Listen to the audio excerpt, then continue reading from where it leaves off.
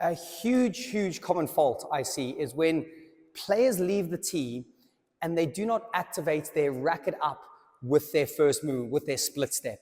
And I would highly encourage you to get this going. It needs to happen.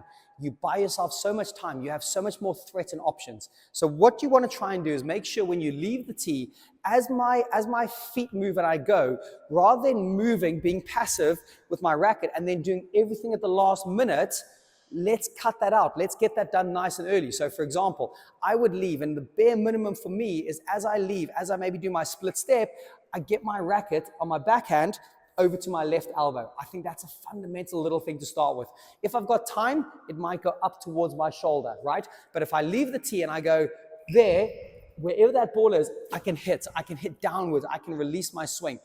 If I've not prepared and then I do what I call the double swing, which is the up to down, that just takes so much time away. You're going to really struggle to get that ball early. You're going to struggle to make quick decisions.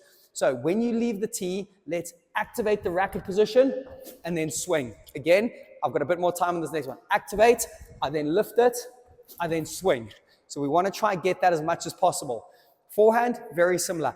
As I leave the tee, even if it's just over there, just get it to a horizontal position. At least get something. So I leave the tee and the racket's there. If I get time, I might lift the elbow and hood my swing over a little bit more. Great.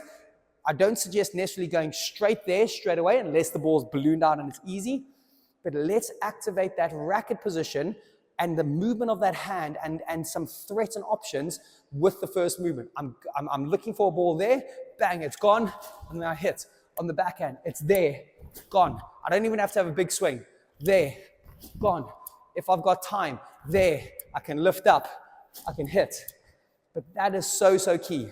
So get at it, get working on first movement with your feet. This has to come alive. You have to start getting that going as soon as possible.